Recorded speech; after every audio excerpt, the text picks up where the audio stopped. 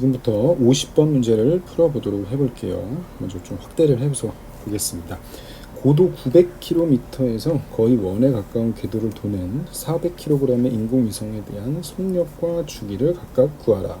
이게 첫 번째고, 이 인공위성이 평균적으로 한 회전을 하게 되면, 즉 한 바퀴를 돌게 되면 1.4 곱하기 10의 5제곱 5승 줄이라는 만큼의 역학 에너지를 잃게 돼요. 그러니까 역학 에너지를 잃게 된다면 그만큼 뭐 낙하한다는 거겠죠, 어떻게 보면. 그래서 그 궤적이 원이면서 서서히 반지름이 줄어든다는 거야. 그지? 그렇게 되면 이제 어떻게 될 거냐? 아마 운동 에너지가 증가하겠죠. 그지?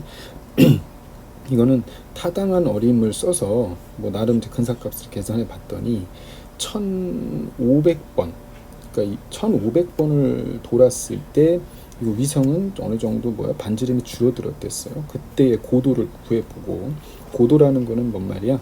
그렇죠. 여기 뭐 그러니까 지면에서의 높이입니다. 그 고도를 구하고 그때의 회전하는 이제 회전 운동을 또 할 거 아니야? 그때의 속력, 그리고 그때 한 바퀴 도는데 주기는 어느 정도 되는지, 그리고 속력을 늦추는 요 평균력. 그러니까 이게 뭔 말이냐면 속력을 늦췄다는 거는 뭔 말이야? 토크가 작용했다는 거예요. 그러니까 그 토크에서 작용하는 접선 방향의 힘의 크기입니다. 그렇죠? 그러니까 접선 방향의 힘의 크기, 즉 토크가 작용했기 때문에 아마도 지구 중심에 대한 각운동량에서 위성에 대한 각운동량은 분명히 변화가 있을 거예요. 왜냐하면 그때 작용하는 토크는 0이니까, 0이 아니니까요. 그 평균력이 작용해서. 하지만 위성과 지구를 하나의 시스템으로 보자는 거예요. 그렇다면 그 개는 고립계라고 또 가정을 해요. 그 외부에서 어떤 에너지도, 즉 에너지가 제공이 안 된다는 건 외부에서 어떤 힘도 작용을 하지 않기 때문에 외력에 의한 이 시스템은, 즉 위성과 지구에 대한 시스템은 외력에 의한 토크가 작용하지 않아요. 이 말은 뭔 말이야? 그죠? 각운동량은 보존이 되겠죠. 그러니까 아마 H는 각운동량이 보존되지만 요 G는 각운동량이 보존되지 않겠죠. 왜냐하면 요 FA에서, 즉 평균력이 작용을 해서 이 평균력에 의한 토크에 의한 각운동량이 변화하기 때문에 위성에 대한 각운동량은 변화하지만 보존되지 않지만 이 시스템에는 보존이 될 거예요. 왜냐? 고립계니까. 그럼 지금부터 한번 문제를 풀어보도록 해보겠습니다. 그림을 보면 이렇게 볼게요. 여기가 이제 지구 중심이고, 요 M이 뭡니까? 최초의 위치, 그러니까 어떤 원궤도냐면 요 R은 반지름, 지구 반지름 6,370에서 고도가 900km니까 총 7,270km에서 원운동을 하고 돌고 있는데, 이때 중력이 작용하죠. 즉, 요 M에 의해서 요 위성의 지구가 중력이 작용을 해서 얘가 이제 돌면서 계속 궤도가 줄고 있다는 거죠. 왜냐하면 에너지를 잃고 있으니까. 그다음에 일단 첫 번째로 요 힘, 즉 중력에 의해서 얘는 가속 운동을 하니까, 그렇죠? 뭐가 가속 운동을 합니다. 근데 얘가 원 운동을 하니까 요 A는 뭐야? 구심 가속도겠죠. 따라서 R 제곱분의 GMN은 M 곱하기 R V 제곱이에요. 그죠? 왜냐면 속도를 구해야 되니까 얘랑 약분이 될 거예요. 얘랑 약분이 되고 요거 약분이 돼서 결국에 접선 방향의 속도의 제곱은 R분의 GM이 돼서 요거 그대로 대입하게 돼서 루트를 씌워주면 0.074 곱하기 10의 5제곱 미터 퍼 세크니까 얘를 킬로미터 퍼 세크로 환산을 하면 대략적으로 초당 7.4km의 속도로 이동을 한다라는 거예요. 그다음에 주기는 어떻게 될까요? 그렇죠? 우리가 속도는 일정한 속도라고 가정을 하게 된다면 한 바퀴 도는데 걸린 시간분의 한 바퀴의 원호의 길이죠. 원주의 길이가 2πr이잖아. 따라서 우리가 구하고자 하는 요 주기 t는 v분의 2πr이에요. 근데 우리가 v는 0.074 곱하기 10의 5제곱 미터 퍼 세크로 해서 2π 곱하기 7270 곱하기 10의 세제곱, 이렇게 해도 되고, 원래는 이거 없애고 그냥 7.4km로 해도 상관없습니다. 어떻게든 얘를 킬로미터로 바꿔서 해도 상관없었는데 그냥 이렇게 계산할게요. 그러면 얘는 6172.805 세컨드예요. 근데 얘를 분으로 환산하면 60으로 나눠줘야 되잖아. 그러면은 대략적으로 몇 분 걸린다? 한 바퀴에, 그렇죠? 102.88분 걸린다는 거. 이렇게 걸린다는 거겠네요. 1시간 한 40분, 42분, 43분 걸린다는 거겠다. 그러면 이제 C예요. 그렇다면은 우리 이제 뭐를 구해야 되냐면 역학에너지, 최초의 역학에너지를 알아야 되잖아. 즉 고도 900km에서의 역학에너지를 한번 구해봅시다. 그렇다면 얘가 원운동하니까, 원운동 아니면 타원운동은 요거 우리가 기존에 공부했죠. 마이너스 2의 장반경이죠. 장반경분의 GMM 요거를 계산하면 돼요. 그래서 요거를 이제 대입해서 중력상수, 지구의 질량, 얘가 400kg이고요. 2 곱하기 여기가 7270 곱하기 10의 세제곱으로 해서 풀어주면 최초 고도 900km에서의 이 위성의 역학에너지는 이렇게 됩니다. 그런데 우리가 어림잡아서 소멸되는 역학에너지는 총 한 바퀴 돌 때마다 1.4 곱하기 10의 5승만큼 역학에너지가 감소한다고 했었기 때문에 마이너스 1500 곱하기 요걸 해주면 뭐가 나옵니까? 그쵸? 단위를 맞춰주려고 하는 거야. 마이너스 2100 곱하기 10의 5제곱 줄이에요. 그러니까 내 얘를 10의 10승줄로 단위를 맞춰주게 되면 얘는 마이너스 0.021 곱하기 10의 10승줄이 돼요. 그지? 그렇다면은 결국에 나중 역학에너지, 즉 1500바퀴 돌았을 때의 이제 궤도의 반경이 줄어들면서 그때의 역학에너지는 바로 이렇게 된다는 거겠죠. 그지? 그렇게 되면은 어떻게 됩니까? 이제 C를 구할 수 있죠. 그때의 반경을 구하면 되죠. 그때의 반경은 그때의 역학에너지가 얘이기 때문에 그때의 반경을 R이라고 보죠. 소문자 R. 그러면 마이너스 2R분의 GMM 이렇게 될 거예요. 그죠? 이렇게 될 거란 말이야. 따라서 R은 잠깐만요. 고도를 구하는 거였구나. 일단은 해봅시다. 그때 R은 요거 해서 그대로 해주면 돼. R은 요거 이렇게 대입해주면 되죠. 이렇게 대입해서 풀어주면 이렇게 되거든. 근데 선생님이 착각했네. 고도를 구하라면 H라고 해보면, 따라서 뭐 이렇게 해도 상관없습니다. 이제 한번 구해볼게요. 고도 H는 이 R에서 뭐 빼주면 돼요? 지구 반경 빼주면 되겠죠. 그지? 따라서 한번 해봅시다. 7100 이게 아까 전에 구했던 건데 여기 있나? 여기 있다. 요거에서 뭐 빼주면 돼? 6000 얼마였지? 우리가 지구 반경이 6370이잖아요. 빼기 6370 빼주면 고도는 763.479예요.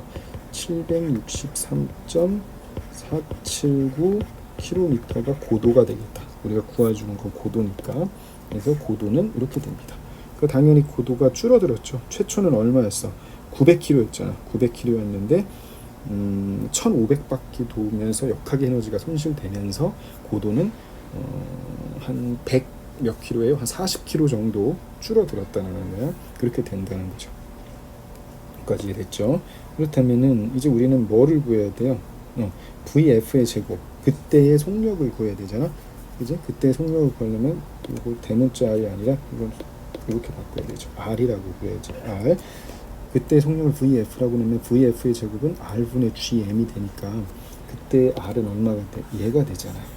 그렇죠? 요거 대입해서 풀어주면 그때의 속력은 7.5km/s예요. 7.5. 그러니까 원래는 7.4 정도 됐는데 그때는 7.5 정도 된다는 거예요. 그러니까 속도가 당연히 조금 늘어난다는 거죠. 그거 조금 늘어났어요. 그러면 그때의 주기를 한번 구해볼까요? 주기를 TF라고 이렇게 놓으면은 우리가 VF라고 해요. VF분의 2파이 R 이렇게 계산해야겠다. 파이 R, 그죠? 그러니까 이거를 그대로 계산을 해주면 주기는 뭐가 됩니까? 1분, 그러니까 5975.728세컨드니까 얘를 60으로 나눠주면 대략적으로 몇 분이라는 거예요? 99분이에요.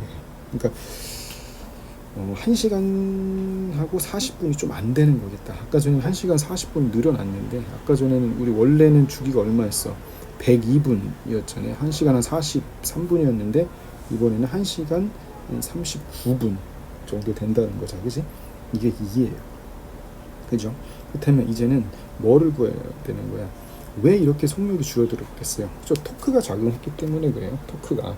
그렇다면 그때의 힘, 우리가 힘을 원래 시시각각 변할 거야. 그렇다면 그 힘에 의해서 우리는 뭐예요? 선운동량이 변화하잖아. 일반적으로 선운동량이 변화해요. 그죠? 그렇다면 한번 이렇게 얘를 적분을 해줘 봅시다. 얘는 FDT는 DF가 될 거, DP가 돼요. 그래서 P는 이제 운동량입니다. 선운동량. 그럼 양변에 0에서부터 T까지 적분을 이렇게 해줘 볼까요? 그렇다면은 얘는 어떻게 돼?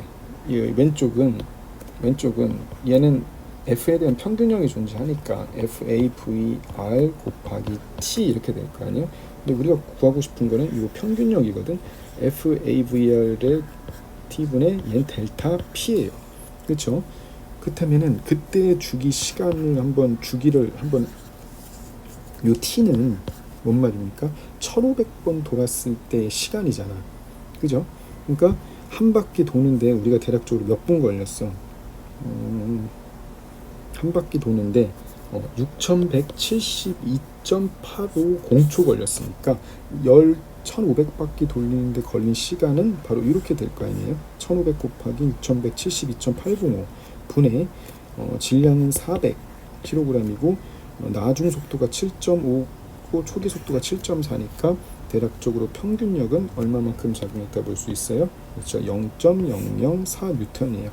얘를 이렇게 환산해주면 4.32 곱하기 10인 마이너스 3N, 그러니까 4.32 미리뉴턴이 되는 거죠. 4.32 미리뉴턴에 작용을 했다고 볼 수가 있을 거고, 그렇다면 위성에 대한 G입니다. 위성에 대해서 평균 접성력이 작용했다는 것은 결국에는 토크가 0이 아니라는 거야. 그렇죠? 그러니까 토크가 작용했다는 거죠. 따라서 토크가 작용했으니까 가운동량은 보존되지 않아요. 변화될 수밖에 없을 거고. 하지만 위성하고 지구 걔는 아까 말했겠지만 고립계예요. 어떤 에너지도 주고받지 않아요. 에너지를 주고받지 않았다는 것은 뭔 말이야? 서로 어떤 힘도 작용했지 않았다는 거기 때문에, 그렇죠? 전체적인 알짜 토크는 0이기 때문에 이 시스템에 대한 가운동량은 변화하지 않죠. 즉 가운동량은 전체 시스템 안에서는 뭐다? 보존될 수밖에 없다라는 결론을 낼 수가 있겠죠. 이해됐죠? 예, 고생했습니다. 이상으로 51번 문제 풀어보도록 해볼게요. 먼저 문제를 좀 읽어보겠습니다. 질량이 5 곱하기 10의 23제곱kg이고 반지름이 3.5 곱하기 10의 6제곱미터인 어떤 가상적인 행성 제로라는 게 있고 대기가 없다고 볼게요. 그러니까 어떤 마찰력에 의한 힘이 작용하지 않는다. 그러니까 순수하게 중력에 의해서만 된다는 거예요. 질량 10kg짜리의 우주 탐사선을 요 표면에서 수직으로 발사하려고 한다. 초기의 에너지가 요거로 발사한다면, 그러니까 여기서 에너지라는 이 에너지는 무슨 에너지일까요? 그래서 여기서는 운동 에너지예요. 그러니까 초기의 역학 에너지에 의해서 그냥 0이었는데 0이 아니죠. 초기에는 그 반지름 요 위치, 그러니까 지표에서 위치되어 있다가 정지되어 있다가 얼마만큼 여기에서 운동 에너지인 거죠. 그러니까 키네틱 에너지를 적절히 제공을 해줍니다. 그렇죠? 그래서 발사를 한 거예요. 지름 방향으로. 그렇게 된다면 초기의 역학 에너지가 결정이 되겠죠. 그죠? 그러니까 역학 에너지라고 한다면 반지름 위치에서의 중력 포텐셜 에너지와 내부 에너지겠죠. 내부 에너지, 어떤 연료에 의한 어떤 운동 에너지, 연료를 태움으로써 한 그런 운동 에너지의 역학 에너지가 결정이 될 것이고, 그렇죠. 그로부터 이제 계속 지름 방향으로 운동을 할 거예요. 그죠? 운동을 하게 되면 어떻게 됩니까? 그렇죠. 그 포텐셜 에너지는 이제 증가할 것이고, 그만큼의 운동 에너지는 감소를 하겠죠. 그죠? 한번 봅시다. 그렇다면 탐사선이 중심으로부터 그러니까 0.5m 더 올라간 거예요. 0.5 곱하기 10의 6제곱미터 더 올라갔을 경우, 그러니까 요 위치에, 그렇죠, 중심에서부터 요 위치에 있을 때 그때의 운동 에너지는 얼마인지, 그렇죠, 운동 에너지는 얼마인지, 그리고 탐사선이 최대거리까지 도달했다라는 것은 이제 그때의 운동 에너지는 제로가 될 거야, 그지? 그러면 그때부터 다시 또 떨어지겠죠, 그죠? 이때가 도달하려면 표면에서 얼마만큼의 운동 에너지, 즉 얼마만큼의 에너지를 또 줘야지만 최고 높이인, 최고 거리인 이때가 최고 거리, 여기까지 도달하겠느냐, 이제 그 문제예요, 그죠? 그러면 당연히 요 위치에 있게 되면 운동 에너지가 그만큼 감소가 되겠죠. 그렇죠. 운동 에너지가 감소하는 만큼 포텐셜 에너지는 어떻게 될까요? 증가할 수밖에 없으니까요. 봅시다. 그 다음에 A에서의 위치를 보면 요 반경이죠. 이거를 굳이 색칠을 하자면 요 행성이 미안합니다. 여기까지만 그릴게요. 요 행성이 요거예요. 그죠? 요거겠죠. 여기에서 굳이 또 색칠을 하자면 요게 이제 색칠을 할게요. 요게 행성이에요. 그죠? 행성에서 표면에 있는 R 위치에 있었어. 그때 어떤 운동 에너지를 준 거죠. 그죠? 그래서 R, 소문자 R까지 이동을 해요. 그때는 4.0 곱하기 10의 입제곱미터야. 그럼 초기 역학 에너지는 요만큼의 운동 에너지를 줄 것이고, 그리고 요만큼의 중력 포텐셜 에너지가 존재할 거예요. 그랬을 때 얼만큼 R만큼 가게 됐을 경우에 운동 에너지는 분명히 여기는 50메가 줄일 텐데 그거보단 감소할 거야. 왜냐면 역학 에너지가 증가하니까. 역학 에너지가 증가하는 만큼 운동 에너지는 감소하겠죠. 그러면 이게 보존이 되니까 우리가 구하고자 하는 요 위치죠. R, 소문자 R 위치에서의 운동 에너지를 KF라고 한다면 걔는 기존에 있는 뭡니까? 운동 에너지에서 즉 50메가줄에서 요만큼의 역학 에너지가 중력 포텐셜 에너지가 증가한 만큼 빼주면 되겠죠. 그죠? 그럼 얘를 계산해 보면은 요 그대로 계산하면 돼요. 계산해 주면은 뭐가 나오냐? 그렇죠. 38메가줄이 돼요. 38메가줄이 요 M 위치죠. R 위치에 있을 때의 M이 가지고 있는 운동 에너지가 됩니다.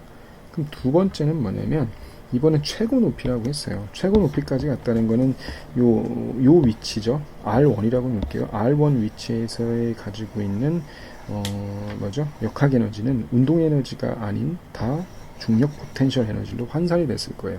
그지? 그렇다면 초기 역학 에너지에 KI를 준다면 내가 얼마만큼의 운동 에너지를 준다면 KEF로 가느냐 이렇게 되는 거니까 그때의 운동 에너지를 KI라고 놓고 그때의 중력 포텐셜은 얘가 될 거예요. 그리고 R1 위치에서의 역학 에너지는 그때는 포텐셜 에너지밖에 남지 않겠죠. R1에서 이렇게 같다는 조건 하에서 초기 얼마만큼 운동 에너지를 줘야 되는지를 계산해 보면 뭐가 나옵니까? 초기 운동 에너지는 53.59 내가 줄 만큼 어떤 에너지를 제공해서 그것을 운동 에너지로 환산을 해야 된다는 겁니다. 여기까지 이해가 됐죠? 네, 고생했습니다. 이상으로